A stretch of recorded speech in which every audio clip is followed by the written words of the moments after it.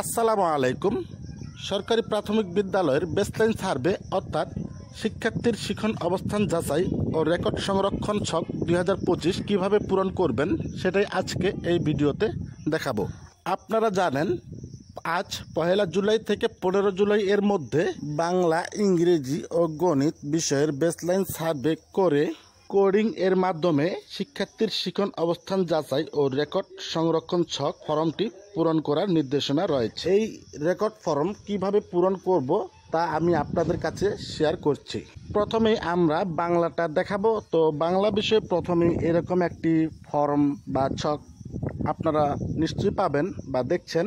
এখানে দেখতেই পাচ্ছেন ছকে প্রথমেই আছে এখানে বিদ্যালয়ের নাম, শিক্ষকের নাম, যাচাইয়ের তারিখ। আপনারা এটা আপনাদের মতো দিয়ে দেবেন। অতঃপর এখানে শিক্ষার্থীর নাম, এখানে ক্লাস রোল অনুযায়ী শিক্ষার্থীর নাম দিয়ে দেব। ধরুন এখানে আব্দুর রহমান এর নাম দিয়ে দিলাম। আমি এখানে দেখাচ্ছি 3য় শ্রেণীর বাংলা। 4র্থ এবং 5ম শ্রেণীর বাংলাও একই পদ্ধতিতে আপনারা পূরণ করতে পারবেন।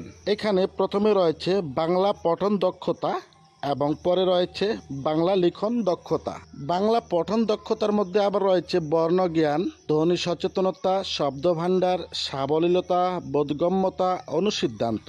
আর বাংলা লিখন দক্ষতার মধ্যে রয়েছে সঠিক প্রবাহ, সঠিক আকৃতি, সমান্তরাল, মাত্রা ও বানান, বিরাম চিহ্ন, ব্যাকরণ জ্ঞান। তো আপনারা যারা বাংলা পড়ান তারা অবশ্যই এই বিষয়গুলো জানেন।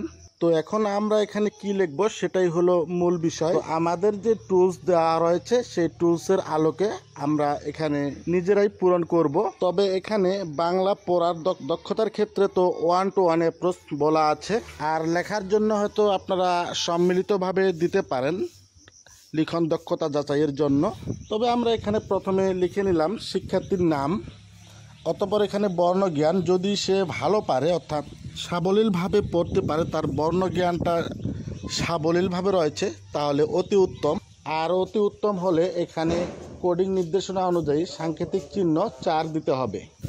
আর যদি উত্তম হয় তাহলে আপনারা 3 দিবেন। আর চলতি মান যদি হয়, চলতি মান হলে 2 এবং চলতি মানের নিচে হলে 1 দিতে হবে। আর লেখার ক্ষেত্রে নির্দেশনা দেওয়া আছে, যদি লেখার ক্ষেত্রে কিছুই না লেখে, লেখার ক্ষেত্রে কোডিং নির্দেশনা হচ্ছে উত্তর না লিখলে কোড 9 প্রদান করতে হবে, আর উত্তর ভুল লিখলে কোড 0 প্রদান করতে হবে।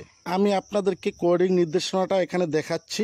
এই যে এখানে দেখতে পাচ্ছেন প্রশ্ন অনুযায়ী নম্বর প্রদানের ক্ষেত্রে কোডিং নির্দেশনা অনুসরণ করতে হবে।